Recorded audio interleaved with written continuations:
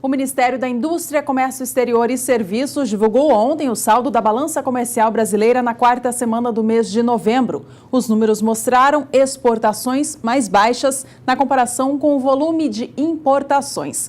Para comentar esse assunto, hoje recebemos João Pedro Cuti Dias, analista de agronegócios do SBA. João Pedro, bem-vindo, bom dia para você. Bom dia a todos vocês. No setor agrícola não, no agropecuário está bom. As exportações continuam fortes, crescendo muito. Vamos começar primeiro pela exportação de carne bovina. Quando você olha as exportações, a média de exportação no mês de novembro, nós estamos falando em 7.200 toneladas dia. Raros meses que o Brasil conseguiu esse número aqui. Isso aí, se você projetar 20 dias úteis durante o mês de novembro, nós estamos falando em mais de 143 mil toneladas de carne bovina. Ou seja, mais de 20% da produção brasileira está com destino no mercado externo. E nesse momento você tem um fator que pesa, que é a questão da China comprando, e a China quer animais com menos de 30 meses. Por essa razão que esses animais bem acabados, com menos de 30 meses, estão recebendo um prêmio em relação ao preço, ao indicador, em relação ao preço normal, tanto de boi como de novilha, um prêmio que pode chegar até R$ 6, 7 reais por arroba. Ou seja, o mercado está andando em função das exportações e essa é a principal razão que agora, em plena safra praticamente, de oferta de animais de pasto, o preço não caiu, ao contrário, em alguns estados ele se mantém forte. A previsão, em relação a novembro do ano passado, nós estamos falando em 24%, ou seja, o ano promete ser um ano excepcional no caso das exportações de carne bovina. A segunda tela, vamos pegar a segunda tela agora para mostrarmos, suíno.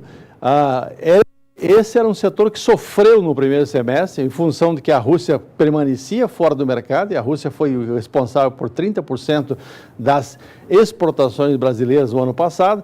E o que aconteceu? Nesse momento, você vê iniciando uma reação significativa à carne suína, em função, novamente, do Hong Kong e China. A China aumentou, se você pegar de janeiro a outubro desse ano, comparar com janeiro a outubro do ano passado, a China aumentou 245% as importações de carne suína brasileira. Ou seja, a salvação da pátria nesse momento passa a ser o chinês. O chinês ocupou aquele espaço que era dos russos e que está comprando carne. As perspectivas para o ano que vem são muito otimistas para as exportações de todas as carnes, especialmente suíno e bovino. Nesse momento, há uma missão chinesa no Brasil, eles vão verificar apenas 10 frigoríficos. Se forem homologados esses 10 frigoríficos, é possível que se estendam essa homologação para mais 68 frigoríficos. Ou seja, o Brasil, que tinha 16 frigoríficos habilitados para carne bovina, pode passar a ter 40 frigoríficos habilitados para carne bovina. Então, vocês veem uma perspectiva muito boa nas exportações de carne bovina. Se o país voltar a crescer, em termos de a economia brasileira sair dessa letargia que nós estamos vivendo nos últimos anos, fruto da praga lulopetismo, nós vamos aumentar o mercado interno e, consequentemente, tanto o mercado interno como o mercado externo com muito boas possibilidades em termos de mercado. Vamos pedir a próxima tela, que é o frango. O frango também já começa a mostrar sinais de recuperação. Nós tivemos problema no primeiro semestre com o embargo da principal empresa exportadora do Brasil, que é a BR Foods, teve mais de 20 plantas embargadas, especialmente pela União Europeia. Nesse momento, outros mercados voltam a voltar a comprar do Brasil, especialmente a Arábia Saudita, que agora acertaram a questão de um abate islâmico, de acordo com as normas da religião muçulmana. Parece que nesse momento as coisas estão voltando aos eixos. O aumento já em relação a novembro do ano passado é de 11%, ou seja, apesar de podermos chegar no fim do ano com uma redução pequena de 3% a 4% em relação ao ano passado, mas mesmo assim mostra um sinal que as coisas estão entrando nos eixos. Por mais uma tela, vamos mostrar um outro setor, soja. Soja é uma coisa fantástica. no mês de novembro, nós não exportávamos nada de soja, nada era força de expressão. Por quê? Porque nesse momento entra a safra americana no mercado, o americano tem muito melhor estrutura logística, muito melhor estrutura de portos, muito mais facilidade de embarcar, mas mesmo assim esse ano nós estamos com 150% maior que novembro do ano passado.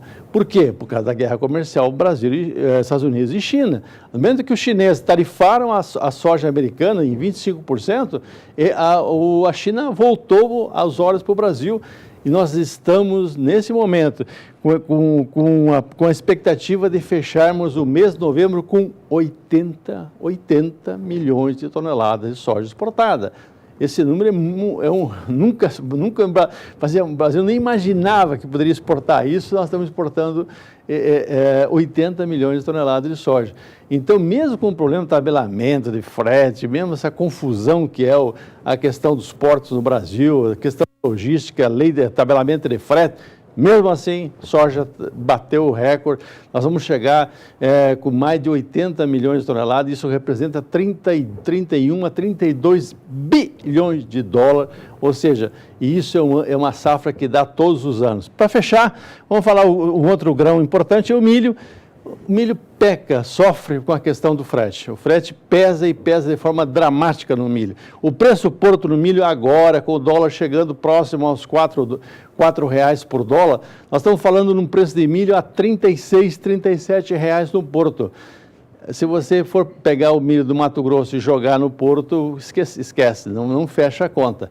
Então, o frete está matando o milho. Então, as exportações de milho no Brasil não devem chegar um pouco mais de 20 milhões de toneladas. Vai ter um estoque de passagem grande para o ano que vem.